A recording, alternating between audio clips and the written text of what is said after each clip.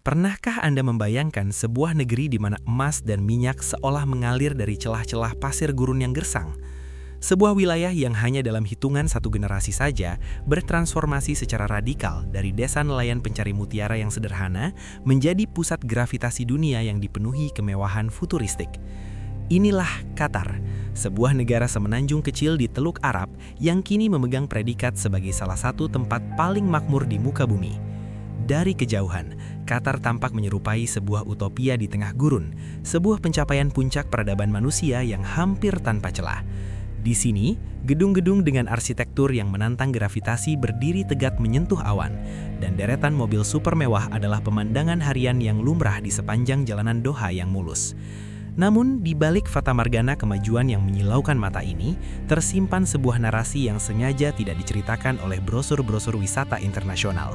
Ada sebuah garis pemisah yang sangat tebal antara mereka yang menikmati kekuasaan dan mereka yang membangun setiap inci kemegahan tersebut dengan peluh dan air mata. Sementara mata dunia terpana melihat lampu-lampu stadion yang bergemerlap, di sudut-sudut yang sengaja disamarkan, ribuan jiwa hidup dalam realitas yang sangat kontras dengan apa yang dipamerkan di panggung global. Mengapa negara sekaya ini menyimpan sisi gelap yang begitu kelam? Dan apa yang sebenarnya terjadi saat kamera-kamera media internasional sudah berhenti menyoroti? Kali ini, tidak hanya akan mengajak Anda melihat keindahan visualnya, melainkan membongkar realitas tersembunyi yang mungkin tidak pernah ingin mereka tunjukkan kepada dunia. Sebuah perjalanan menuju jantung paradoks, di mana kemewahan mutlak bertemu dengan perjuangan manusia yang paling mendasar. Saat kita meninggalkan gemerlapnya pusat kota Doha, tepat ketika bayangan gedung pencakar langit Lusail mulai memanjang dan menghilang dari kaca spion, kita sebenarnya tidak hanya sedang berpindah lokasi secara geografis. Kita sedang melintasi sebuah garis batas yang tidak ada dalam peta resmi manapun. Sebuah garis demarkasi psikologis yang memisahkan dua dunia yang saling membutuhkan, namun saling menolak untuk saling memandang.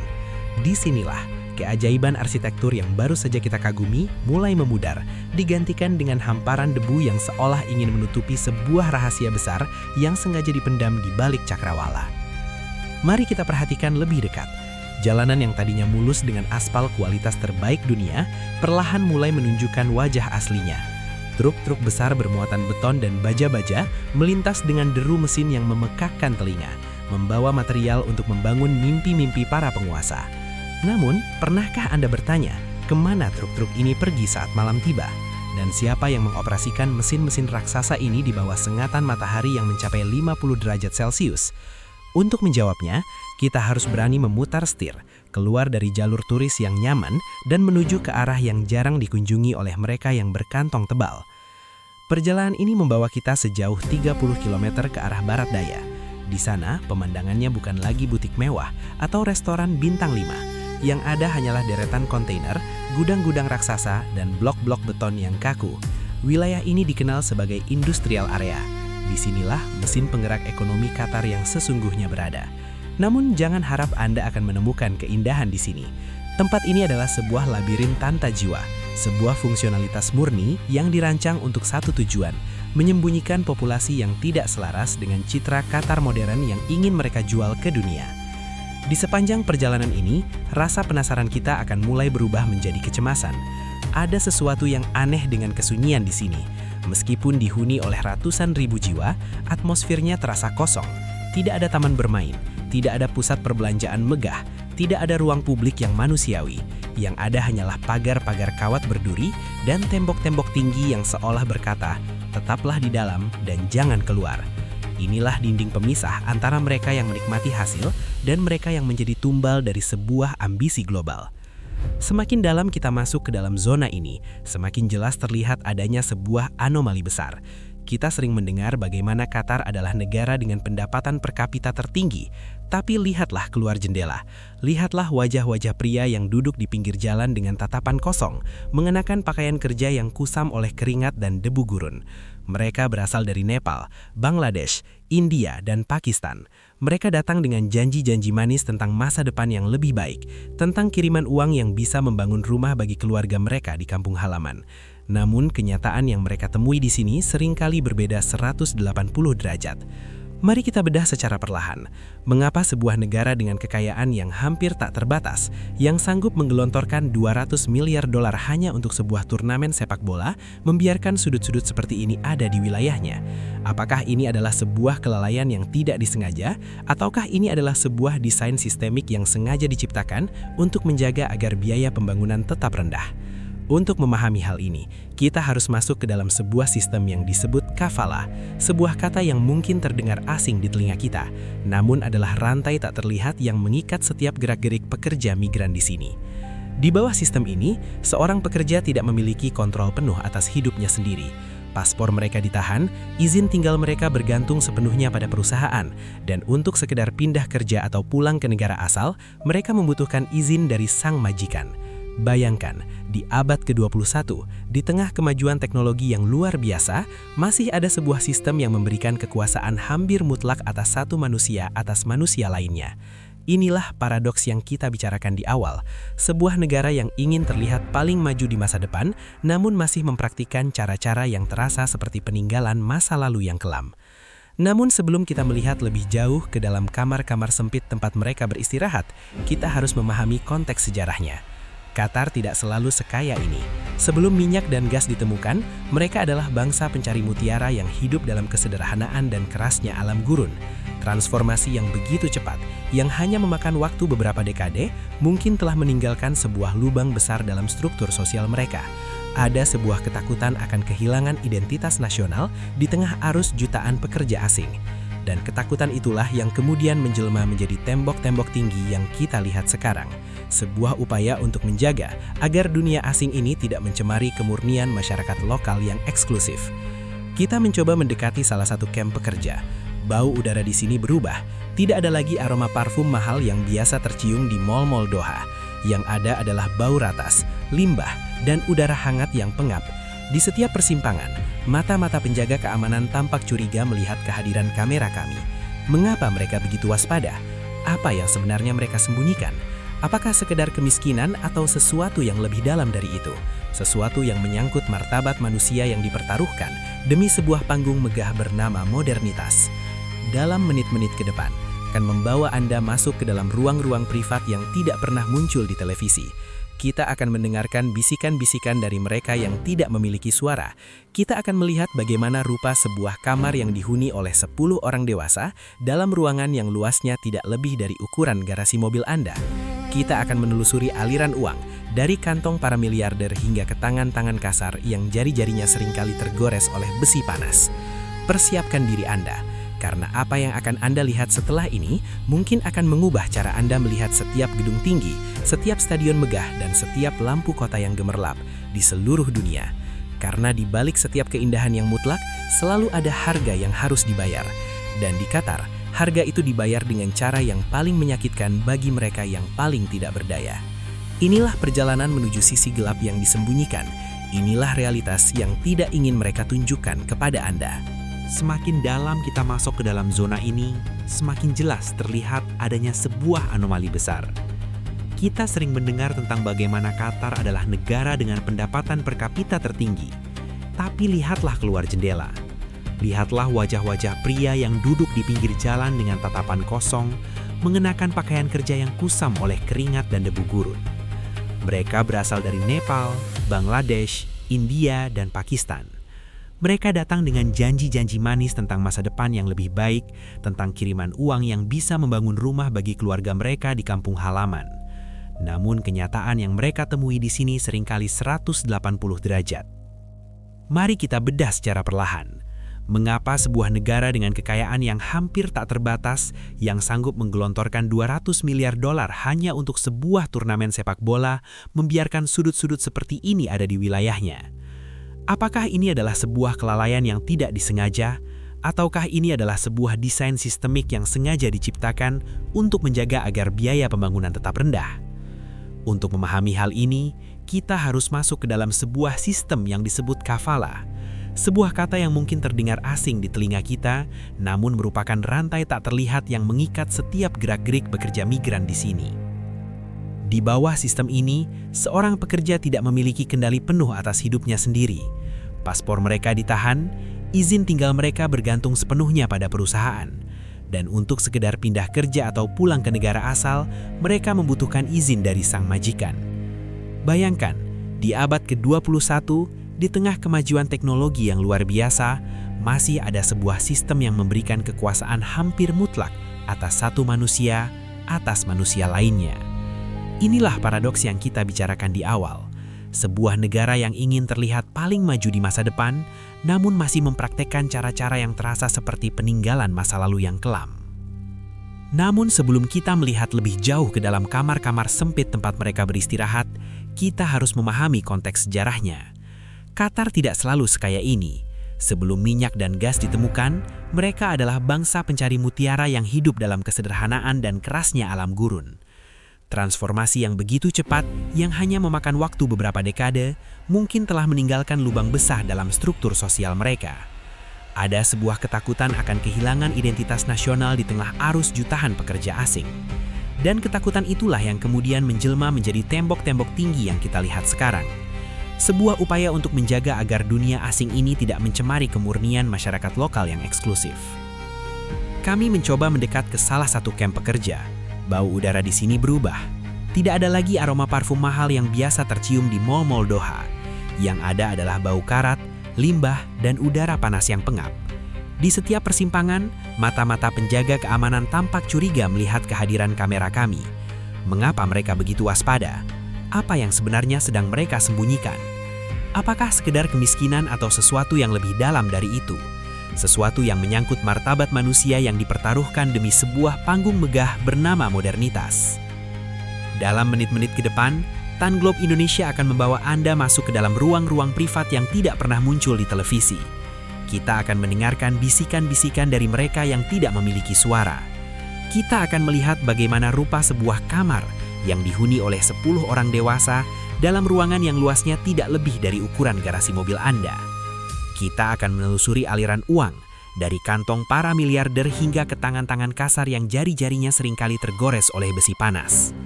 Persiapkan diri Anda, karena apa yang akan Anda lihat setelah ini mungkin akan mengubah cara Anda memandang setiap gedung tinggi, setiap stadion megah, dan setiap lampu kota yang gemerlap di seluruh dunia.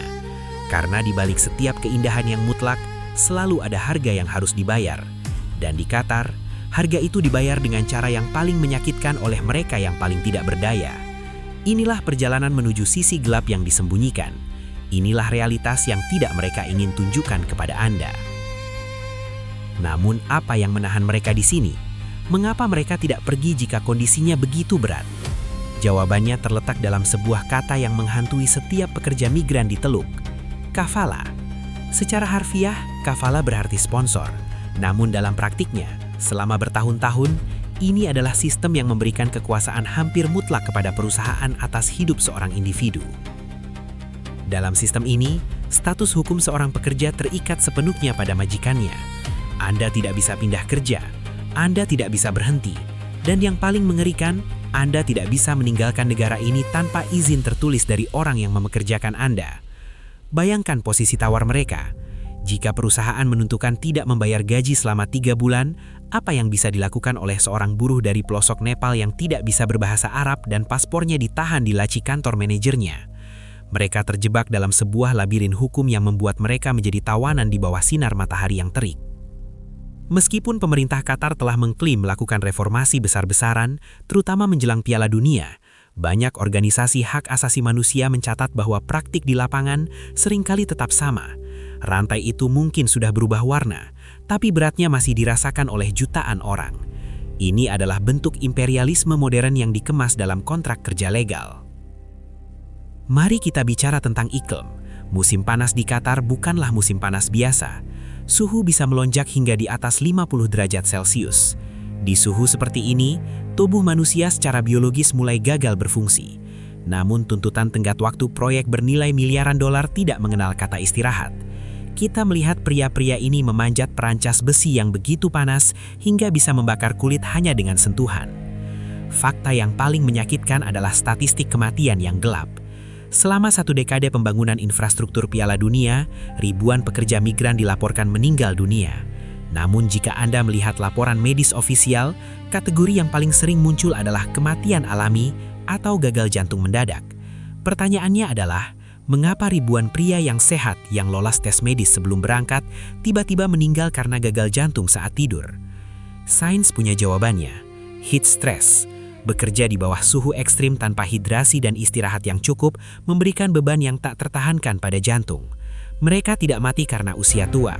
Mereka mati karena tubuh mereka dipaksa melampaui batas ketahanan manusia. Dan di balik setiap stadion megah yang kita soraki, ada jumlah nyawa yang tak terhitung yang namanya tidak akan pernah dipahat di dinding peringatan manapun. Lalu mengapa mereka tetap datang? Untuk memahami ini, kita harus melihat keluar perbatasan Qatar. Di desa-desa terpencil di Asia Selatan, Qatar digambarkan sebagai El Dorado, tanah impian di mana uang jatuh dari langit.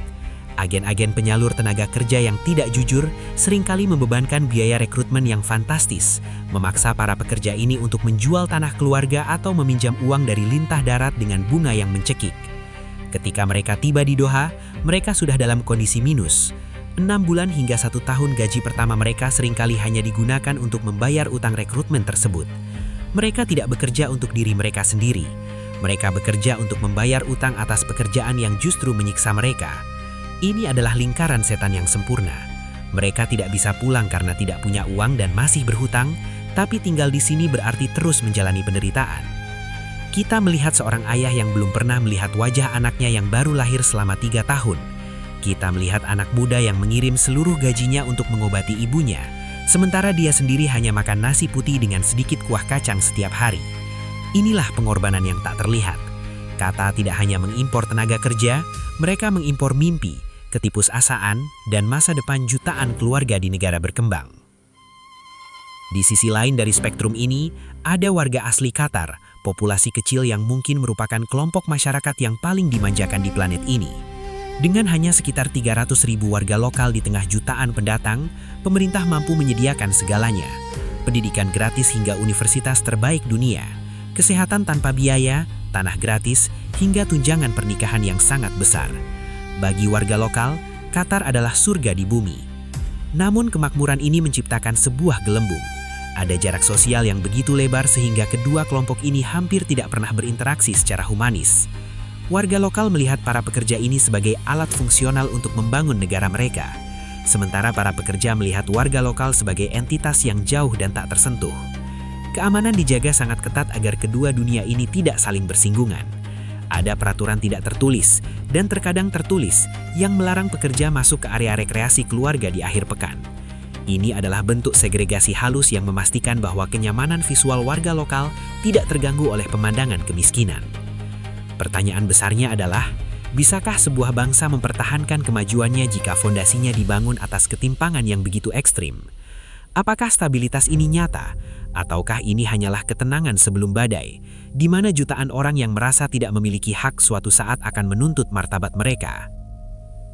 Jadi apa sebenarnya Qatar itu? Apakah ia adalah bukti kecemerlangan visi manusia di abad ke-21, ataukah ia adalah monumen modern bagi eksploitasi? Jawabannya mungkin ada di tengah-tengah. Qatar adalah paradoks yang hidup. Ia adalah negara yang mencoba melompat 1000 tahun ke depan hanya dalam waktu 50 tahun. Namun dalam lompatan itu, ada banyak hal yang tertinggal di belakang.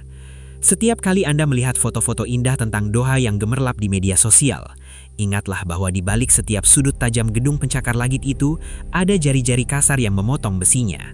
Di bawah setiap rumput hijau stadion yang perfect, ada peluh yang menyiraminya. Dunia ini tidak dibangun hanya dengan uang dan minyak, tapi dengan cerita-cerita yang seringkali terlalu pahit untuk didengar. Kami tidak meminta Anda untuk membenci kemajuan. Kami hanya ingin Anda melihatnya dengan mata terbuka, karena pengetahuan adalah langkah pertama menuju empati. Dan di dunia yang semakin terobsesi dengan apa yang terlihat di permukaan, memahami apa yang ada di bawahnya adalah sebuah keharusan. Angka seringkali dianggap sebagai bahasa yang paling jujur. Namun di Qatar, angka adalah sebuah teka-teki. Angka bisa menjadi alat untuk memamerkan kejayaan, sekaligus menjadi tirai untuk menutupi tragedi. Mari kita bedah satu persatu, fakta-fakta yang akan mengubah cara Anda melihat peta dunia. Fakta pertama yang harus kita pahami adalah dari mana semua kegilaan ini berasal. Qatar bukanlah sekedar negara gurun. Di bawah perairan biru Teluk Arab, terdapat sebuah raksasa yang sedang bernafas. Namanya adalah North Field. Ini bukan sekedar ladang gas biasa. Ini adalah deposit gas alam non-asosiasi terbesar di planet. Bayangkan, sebuah wilayah yang luasnya hampir separuh dari luas daratan Qatar sendiri terkubur di bawah dasar laut. Ladang ini menyimpan lebih dari 10% cadangan gas dunia. Inilah yang membuat Qatar, sebuah negara yang luasnya lebih kecil dari Provinsi Jawa Barat, mampu mendikte pasar energi global. Namun, ada fakta yang jarang dibahas. Ladang ini adalah ladang bersama dengan Iran. Sebuah hubungan geopolitik yang sangat beresiko, ibarat dua orang yang berbagi satu gelas minuman di tengah pesta yang penuh musuh. Kekayaan Qatar tidak turun dari langit. Ia dipompa dari perut bumi melalui negosiasi politik yang sangat licin dan berbahaya. Setiap dolar yang mereka belanjakan untuk membeli klub bola Eropa atau membangun gedung pencakar langit berasal dari pipa-pipa gas yang beroperasi 24 jam di tengah laut, yang jika berhenti sejenak saja akan mengguncangkan ekonomi dunia. Mari kita bicara tentang populasi. Ini adalah fakta yang paling sulit dinalar secara sosiologi sosial. Di Qatar, Anda akan merasa seperti sedang berada di markas besar Perserikatan Bangsa-Bangsa, namun tanpa kehadiran penduduk aslinya. Dari sekitar 2,8 juta orang yang tinggal di sini, tahukah Anda berapa jumlah warga negara asli Qatar? Hanya sekitar 300.000 orang. Itu artinya, hampir 90% orang yang Anda temui di jalanan Doha adalah warga asing. Ini menciptakan sebuah anomali sosial yang belum pernah terjadi dalam sejarah modern. Qatar adalah sebuah negara di mana pemilik rumahnya hanyalah minoritas kecil di tanah air mereka sendiri. Hal ini melahirkan sebuah sistem kasta sosial yang tidak tertulis, namun sangat nyata. Di puncak piramida adalah warga lokal Qatar dengan segala hak istimewanya. Di bawahnya adalah ekspatriat barat dengan gaji selangit. Dan di dasar piramida, terdapat jutaan pekerja dari Asia Selatan dan Afrika yang menjadi mesin penggerak namun hampir tak memiliki suara. Pernahkah Anda membayangkan sebuah negara di mana jika semua orang asing pergi dalam satu malam, maka negara tersebut akan berhenti berfungsi total keesokan harinya? Itulah kerapuhan di balik kemegahan Qatar. Mari kita bicara tentang populasi. Ini adalah fakta yang paling sulit dinalar secara sosiologi sosial. Di Qatar, Anda akan merasa seperti sedang berada di markas besar Perserikatan Bangsa-Bangsa, namun tanpa kehadiran penduduk aslinya. Dari sekitar 2,8 juta orang yang tinggal di sini, tahukah Anda berapa jumlah warga negara asli Qatar? Hanya sekitar 300.000 orang. Itu artinya, hampir 90% orang yang Anda temui di jalanan Doha adalah warga asing. Ini menciptakan sebuah anomali sosial yang belum pernah terjadi dalam sejarah modern. Qatar adalah sebuah negara di mana pemilik rumahnya hanyalah minoritas kecil di tanah air mereka sendiri. Hal ini melahirkan sebuah sistem kasta sosial yang tidak tertulis, namun sangat nyata. Di puncak piramida adalah warga lokal Qatar dengan segala hak istimewanya. Di bawahnya adalah ekspatriat barat dengan gaji selangit. Dan di dasar piramida, terdapat jutaan pekerja dari Asia Selatan dan Afrika yang menjadi mesin penggerak namun hampir tak memiliki suara. Pernahkah Anda membayangkan sebuah negara di mana jika semua orang asing pergi dalam satu malam, maka negara tersebut akan berhenti berfungsi total keesokan harinya? Itulah kerapuhan di balik kemegahan Qatar. Mari kita bicara tentang populasi. Ini adalah fakta yang paling sulit dinalar secara sosiologi sosial. Di Qatar, Anda akan merasa seperti sedang berada di markas besar Perserikatan Bangsa-Bangsa, namun tanpa kehadiran penduduk aslinya. Dari sekitar 2,8 juta orang yang tinggal di sini, tahukah Anda berapa jumlah warga negara asli Qatar? Hanya sekitar 300.000 orang. Itu artinya, hampir 90% orang yang Anda temui di jalanan Doha adalah warga asing. Ini menciptakan sebuah anomali sosial yang belum pernah terjadi dalam sejarah modern. Qatar adalah sebuah negara di mana pemilik rumahnya hanyalah minoritas kecil di tanah air mereka sendiri. Hal ini melahirkan sebuah sistem kasta sosial yang tidak tertulis, namun sangat nyata. Di puncak piramida adalah warga lokal Qatar dengan segala hak istimewanya. Di bawahnya adalah ekspatriat barat dengan gaji selangit. Dan di dasar piramida, terdapat jutaan pekerja dari Asia Selatan dan Afrika yang menjadi mesin penggerak namun hampir tak memiliki suara. Pernahkah Anda membayangkan sebuah negara di mana jika semua orang asing pergi dalam satu malam, maka negara tersebut akan berhenti berfungsi total keesokan harinya? Itulah kerapuhan di balik kemegahan Qatar. Mari kita bicara tentang populasi.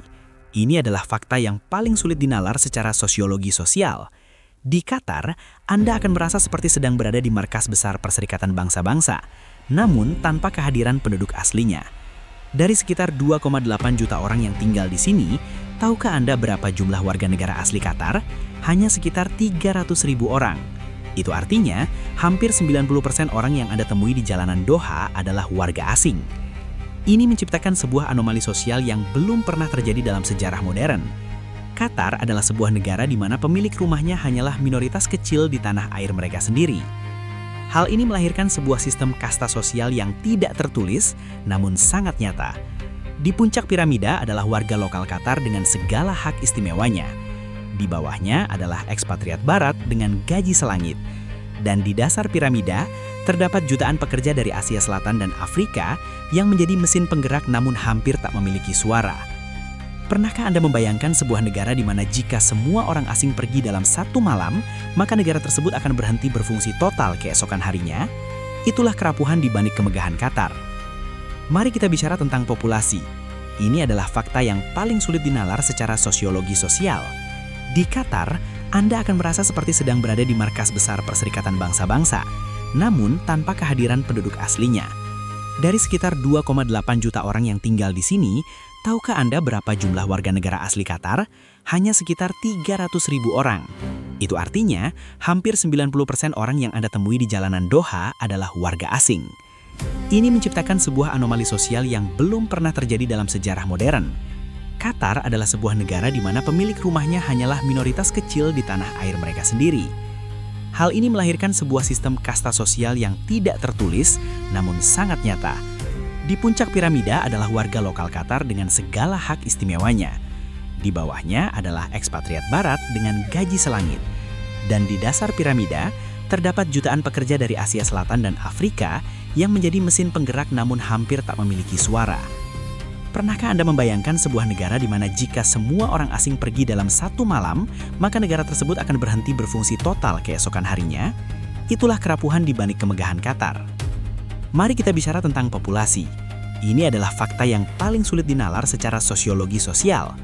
Di Qatar, Anda akan merasa seperti sedang berada di markas besar Perserikatan Bangsa-Bangsa, namun tanpa kehadiran penduduk aslinya. Dari sekitar 2,8 juta orang yang tinggal di sini, tahukah Anda berapa jumlah warga negara asli Qatar?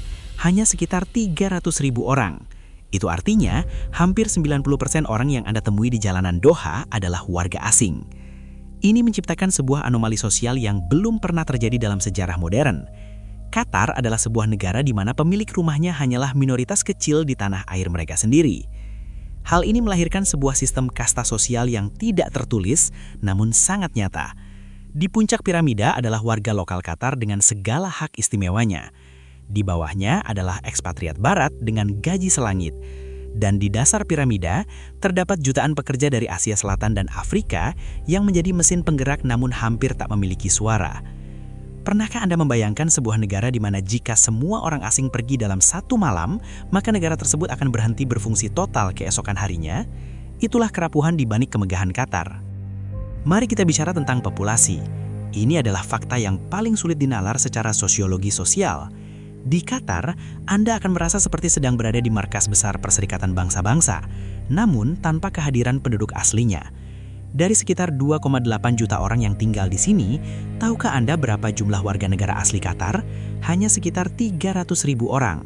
Itu artinya, hampir 90% orang yang Anda temui di jalanan Doha adalah warga asing. Ini menciptakan sebuah anomali sosial yang belum pernah terjadi dalam sejarah modern. Qatar adalah sebuah negara di mana pemilik rumahnya hanyalah minoritas kecil di tanah air mereka sendiri. Hal ini melahirkan sebuah sistem kasta sosial yang tidak tertulis, namun sangat nyata. Di puncak piramida adalah warga lokal Qatar dengan segala hak istimewanya. Di bawahnya adalah ekspatriat barat dengan gaji selangit. Dan di dasar piramida, terdapat jutaan pekerja dari Asia Selatan dan Afrika yang menjadi mesin penggerak namun hampir tak memiliki suara. Pernahkah Anda membayangkan sebuah negara di mana jika semua orang asing pergi dalam satu malam, maka negara tersebut akan berhenti berfungsi total keesokan harinya? Itulah kerapuhan di balik kemegahan Qatar. Mari kita bicara tentang populasi. Ini adalah fakta yang paling sulit dinalar secara sosiologi sosial. Di Qatar, Anda akan merasa seperti sedang berada di markas besar Perserikatan Bangsa-Bangsa, namun tanpa kehadiran penduduk aslinya. Dari sekitar 2,8 juta orang yang tinggal di sini, tahukah Anda berapa jumlah warga negara asli Qatar? Hanya sekitar 300.000 orang. Itu artinya, hampir 90% orang yang Anda temui di jalanan Doha adalah warga asing. Ini menciptakan sebuah anomali sosial yang belum pernah terjadi dalam sejarah modern. Qatar adalah sebuah negara di mana pemilik rumahnya hanyalah minoritas kecil di tanah air mereka sendiri. Hal ini melahirkan sebuah sistem kasta sosial yang tidak tertulis, namun sangat nyata. Di puncak piramida adalah warga lokal Qatar dengan segala hak istimewanya. Saat matahari akhirnya tenggelam di balik cakrawala teluk dan lampu-lampu neon mulai menghidupkan fata morgana modern bernama Doha, kita dipaksa untuk kembali ke satu pertanyaan sederhana yang telah menghantui sepanjang perjalanan ini. Berapakah harga yang pantas untuk sebuah kemajuan? Kita telah melihat dua wajah Qatar yang saling membelakangi. Di satu sisi, kita melihat puncak dari ambisi manusia, sebuah negeri yang menolak untuk dibatasi oleh alam, yang mengubah pasir menjadi emas, dan yang membangun menara-menara sebagai pernyataan kepada dunia bahwa mereka ada, mereka kuat, dan mereka tak tertandingi.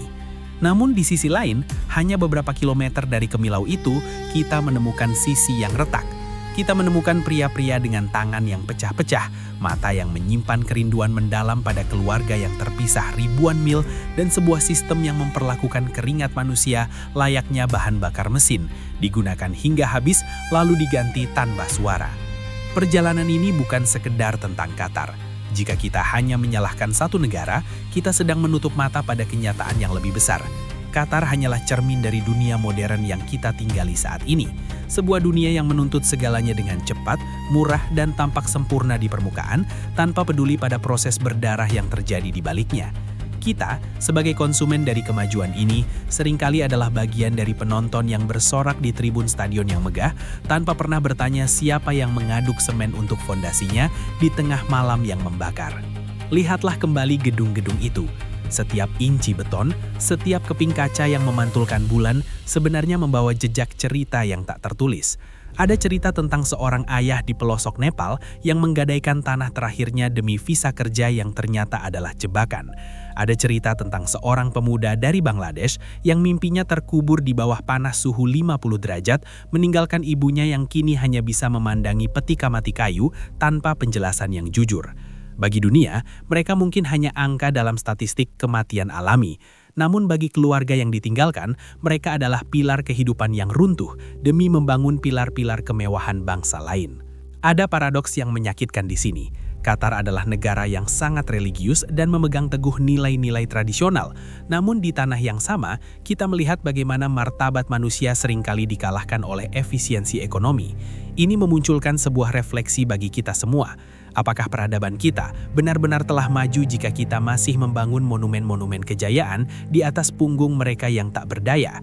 Apakah sebuah stadion bisa disebut indah jika di bawah rumput hijaunya tersimpan ribuan air mata yang tak pernah kering?